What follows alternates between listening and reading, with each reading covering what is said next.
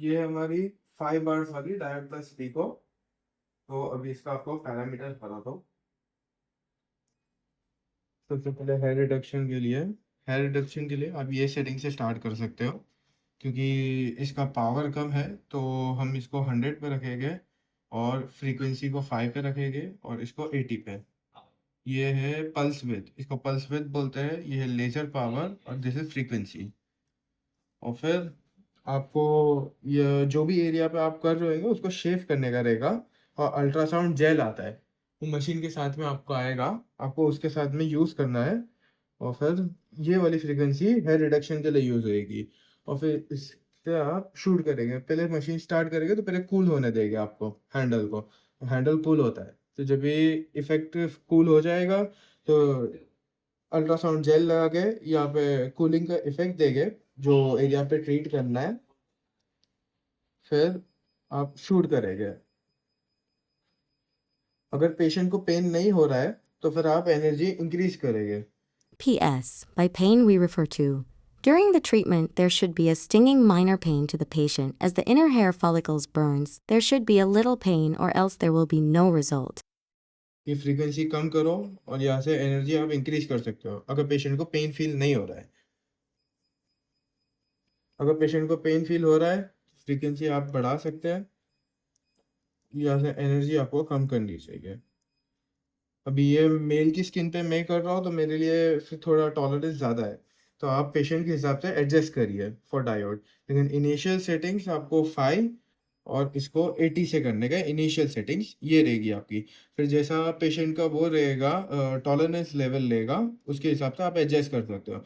अगर second treatment रहेगा, first treatment में ये रहेगी, अगर सेकेंड ट्रीटमेंट रहेगा पेशेंट का तो आपको फ्रीक्वेंसी और कम करनी रहेगी और फिर इसको मैक्स पे रखना रहेगा जितना 100 रहेगा। ठीक है। पल्स विद का इन्वर्सली वेरिएशन रहता है। अगर आपकी फ्रीक्वेंसी कम रहेगी तो पल्स विद आपकी ज़्यादा जाएगी, और अगर फ्रीक्वेंसी ज़्यादा रहेगी तो पल्स विद कम रहेगी। और अगर सेकेंड सीटिंग रहेगी तो शायद इसमें पेशेंट को पेन फील करेगा। तो इसके लिए आपको फ्रीक्वेंसी कम करना है और फिर पावर इंक्रीज करना है। ऐसे आप हेयर रिडक्शन का ट्रीटमेंट कर सकते हो। और फिर स्किन रिजुविनेशन के लिए आपको चाहिए तो फ्रीक्वेंसी आप रखेंगे 6 की और इसका 65 रखेंगे फॉर स्किन रिजुविनेशन। उसके लिए आप गोल्डन कलर का अल्ट्रासाउंड जेल भी यूज़ कर सकते हो, उससे काफ़ी अच्छा रिजल्ट आएगा फॉर स्किन रिजुविनेशन। और फिर स्टार्ट करके पेशेंट के फेस पे आपको पूरे फेस पे को कवर करना है, उससे फोटो फेशियल और स्किन रिजुविनेशन का इफेक्ट आएगा ये मशीन से। ओके। और ये कौन से पार्ट पे आपको करना है वो आप सिलेक्ट करोगे यहाँ से। अगर लेग्स करना है तो ये 4 होएगा, अगर बिकनी एरिया करनी है तो ये 3, अगर स्टमक करना है तो ये, और फेस के लिए ये part. Similar for the female area भी, दोनों की सेटिंग सेम ही। तो जैसे फीमेल का टॉलरेंस लेवल रहेगा उसके हिसाब से आप कम करोगे। तो इनिशियल 5, ये 100 और ये 80। और कूलिंग यहाँ से आप एडजस्ट कर सकते हो, मैक्सिमम 5 पे ही रखना वो सबसे बेस्ट रहेगी। अभी आपको पीको कैसे करना है वो बताते हैं आपको। पीको में जैसे कि टैटू रिमूवल करने का है तो उसके लिए आप ये याग में जाएंगे। अगर आपको ब्लैक टैटू निकालना है तो 1064 में आप जाएंगे। अगर कलर टैटूज निकालना है तो 532 से होएगा। ओके। ब्राउन कलर का भी टैटू 532 से ही जाएगा।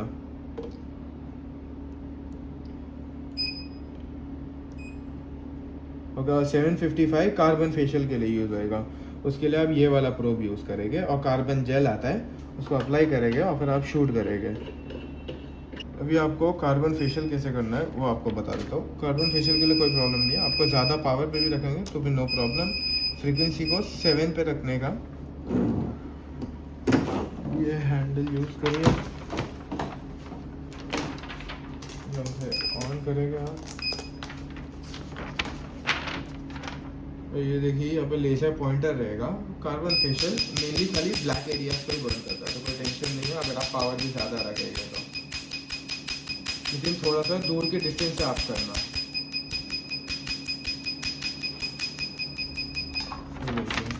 कार्बन फेशियल से खाली ब्लैक पेपर ही बर्न होता है और कुछ भी नहीं होता है। तो कार्बन जेल आप अप्लाई करेंगे, फिर कार्बन फेशियल से उसको कार्बन पील करेंगे तो उससे रिजुविनेशन का ट्रीटमेंट हो जाएगा। स्टार्ट करो। अभी आपको टैटू रिमूवल का बताते हैं। सबसे पहले ब्लैक टैटू का बताएंगे, 1064 आपको लेना है। और बिफोर रिमूविंग टैटू आपको ये नमिंग क्रीम यूज़ करना है। ये 79.9% लिडोकेन एजेंट का परसेंटेज है इन द क्रीम।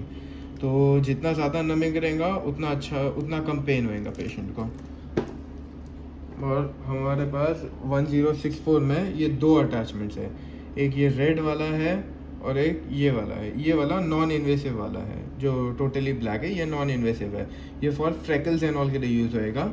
ये मैन टैटू रिमूवल के लिए यूज़ होएगा।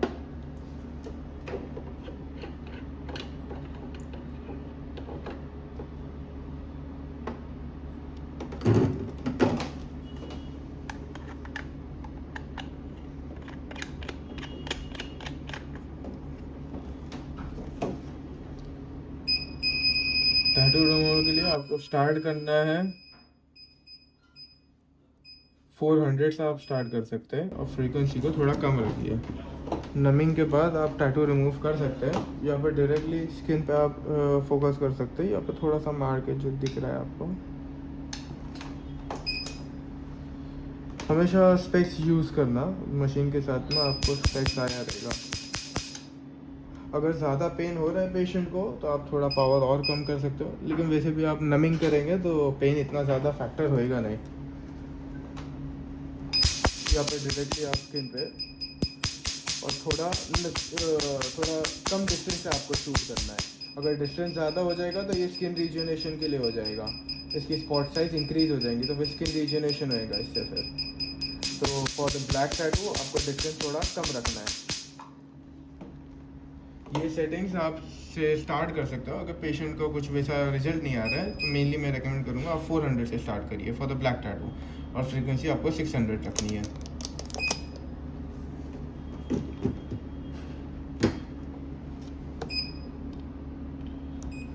फिर फॉर द कलर टैटू, इसके लिए भी वापस से हमारे पास दो अटैचमेंट्स है, ये 532 वाला और ये वाला नॉन इन्वेसिव वाला और ये वाला इन्वेसिव वाला।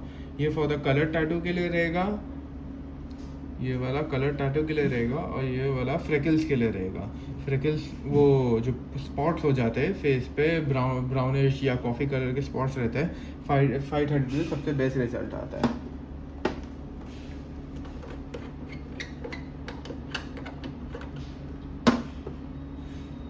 अभी आपको मैं नॉन इन्वेसिव वाला बता देता हूँ।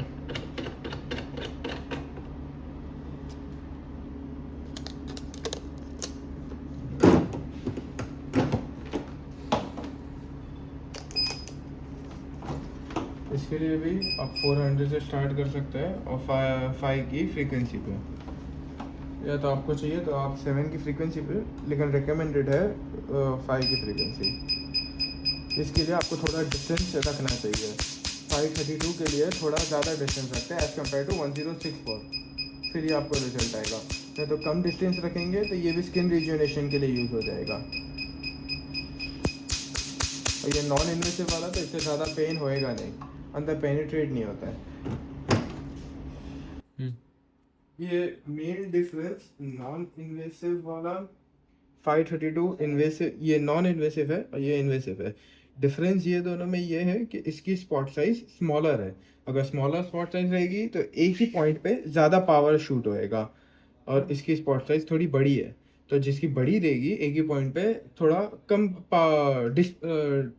डिस्पर्स्ड हो जाता है ना, पावर डिवाइडेड हो जाता है, तो उसकी वजह से थोड़ा कम पेनिट्रेट करता है। अगर आपको अपर लेयर पे कुछ ट्रीटमेंट करने का है, जैसे स्किन ट्रीटमेंट्स करने का है, तो आप नॉन इन्वेसिव वाला यूज़ करोगे। अगर आपको बर्थ मार्क या टैटू निकालने का है जो डीपर लेयर्स में है तो उसके लिए आप इन्वेसिव वाला यूज़ करोगे। Same goes for 1064 and this both 1064। इसका ये इन्वेसिव वाला है और ये नॉन इन्वेसिव वाला है। इसकी स्पॉट साइज बिगर है, इसकी स्पॉट साइज स्मॉलर है। ओके अगर आपको टैटू निकालने का है, जैसे कि ब्लैक टैटू निकालने का है या ब्लैक कलर का बर्थ मार्क, जैसे कि ये हो गया, अगर ये ब्लैक कलर का रहता तो आप इसके लिए 1064 यूज़ करते और ये वाला यूज़ करते, क्योंकि ये डीप लेयर्स में रहता है।